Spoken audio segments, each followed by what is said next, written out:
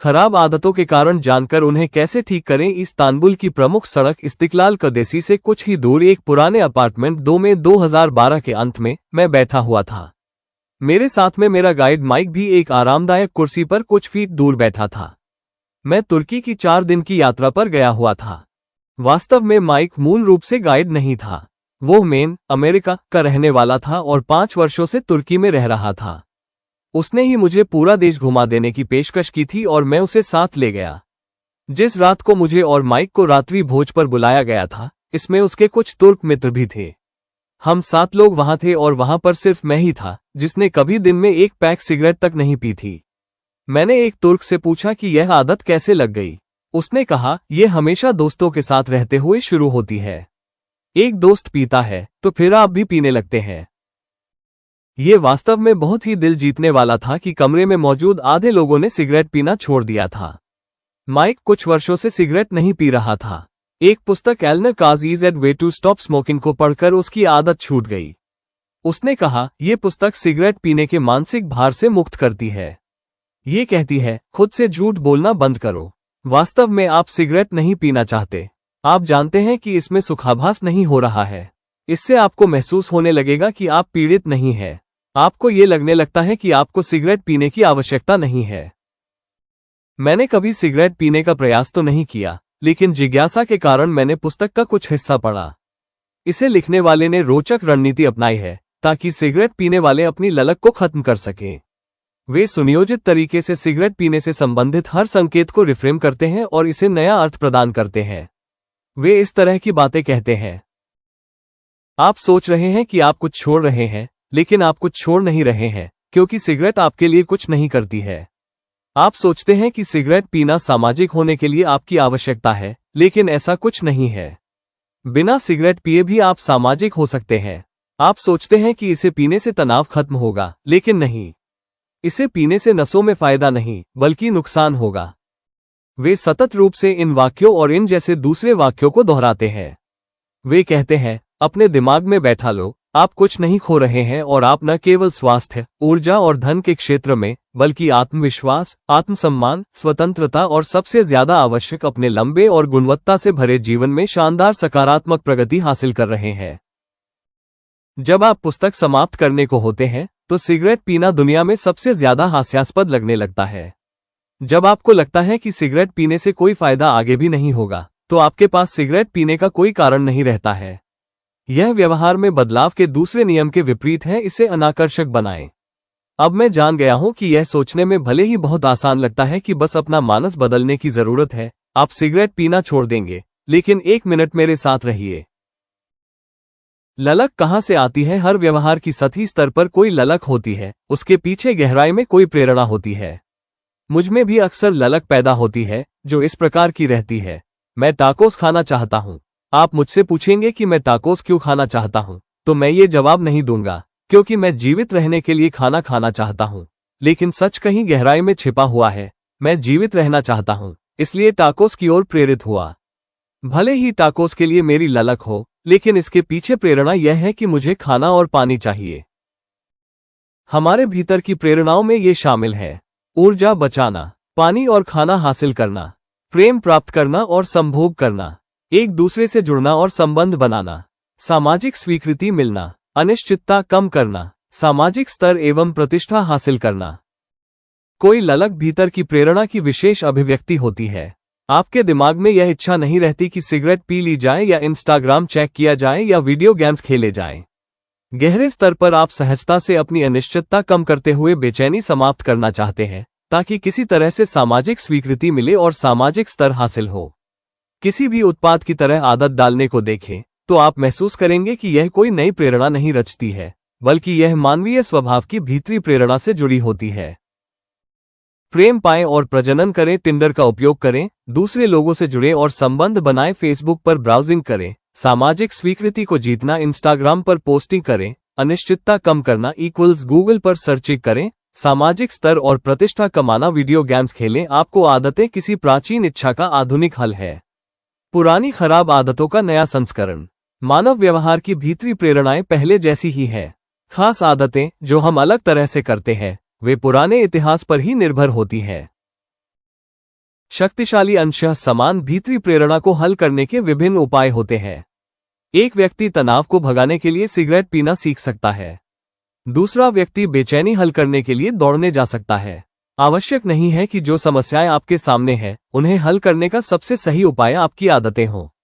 ये सब विधियां हैं जिनको प्रयुक्त करना आपने सीखा है। एक बार आप जब किसी हल को किसी समस्या से जोड़ देते हैं तो आप बार बार इसका इस्तेमाल करते रहते हैं। आदतों का मतलब जुड़ाव से है। ये जुड़ाव ही निर्धारित करते हैं कि कोई आदत बार बार दोहराने के योग्य है या नहीं। जैसे कि हमने पहले नियम की चर्चा में शामिल किया था, आपका दिमाग सूचनाओं को सतत रूप से ग्रहण करते हुए माहौल में व्याप्त नए संकेतों को देखता रहता है।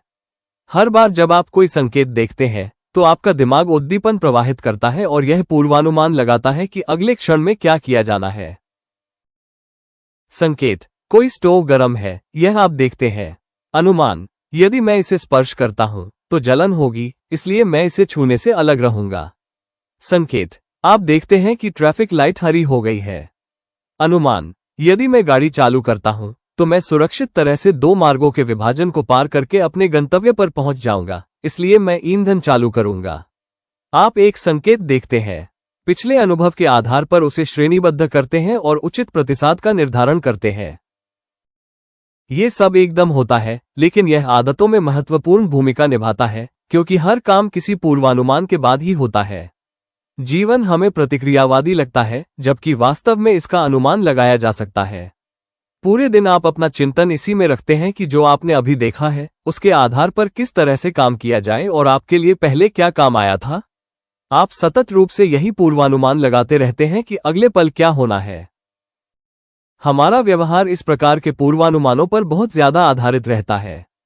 इसे दूसरे प्रकार से देखें तो हमारा व्यवहार उस पर बहुत ज्यादा निर्भर करता है कि हम घटनाओं की व्याख्या किस प्रकार से करते हैं। यह आवश्यक नहीं है कि व्याख्या घटनाओं की तर्कसंगत असलियत हो। दो लोग सिगरेट की ओर देखते हैं, एक को पीने की इच्छा हो जाती है और दूसरे को उसकी गंध से भी चिढ़ आ जाती है। इसी तरह के संकेत अच्छी या खराब आदत को बढ़ाते हैं, जो आपके पहले के चिंतन पर आधारित है। आपकी आदतों का कारण वास्तव में वो पूर्व चिंतन है जो उन्हें आगे बढ़ाता है।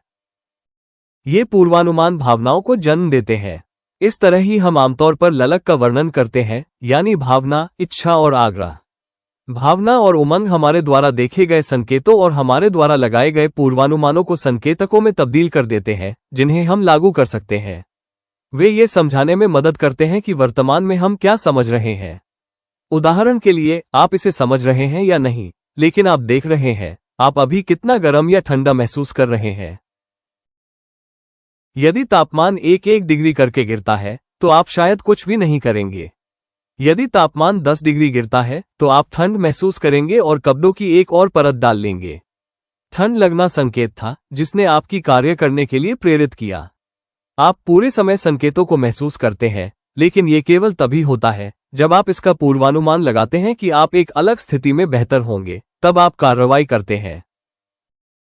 कोई ललक उस बात की समझ है कि आप कुछ मिस कर रहे हैं। यह आपकी भीतरी अवस्था बदलने की इच्छा है। जब तापमान घट जाता है तो आपका शरीर जो अनुभव कर रहा है और वह क्या अनुभव करना चाहता है, यह उसके बीच का अंतर होता है। वर्तमान अवस्था और इच्छित अवस्था के बीच में जो अंतर है वो आपसे कार्य करा लेता है। इच्छा एक प्रकार का अंतर है कि आप अभी कहाँ हैं और भविष्य में क्या होना चाहते हैं। छोटे से छोटा काम भी वर्तमान से अलग अनुभव करने की प्रेरणा से भरा होता है। जब आप अधिक खाते हैं या सिगरेट सुलगा लेते हैं या सोशल मीडिया ब्राउजिंग करते हैं तो आप वास्तव में आलू के चिप्स या सिगरेट का सेवन नहीं करना चाहते, न ही सोशल मीडिया पर ढेर सारे लाइक्स चाहते हैं। आप सिर्फ अलग अनुभव करना चाहते हैं। हमारे आभास और भावनाएं हमें बताती हैं कि वर्तमान स्थिति में रहना है या बदलाव करना है। वे हमें बताती हैं कि हम क्या बेहतर तरह से कर सकते हैं। न्यूरोलॉजिस्ट्स ने पाया है कि जब भावनाएं और आभास खंडित होते हैं तो हम वास्तव में फैसला करने के योग्य नहीं रह जाते हैं।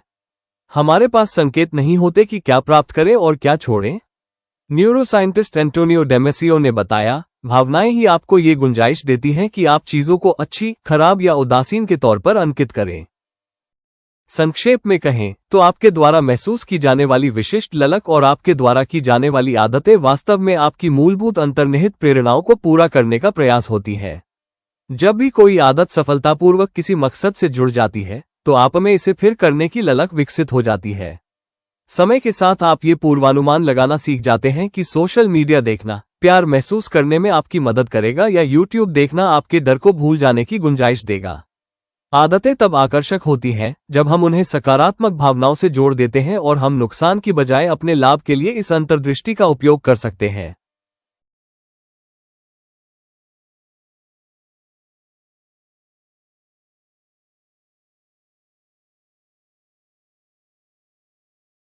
Benefits of reading a book.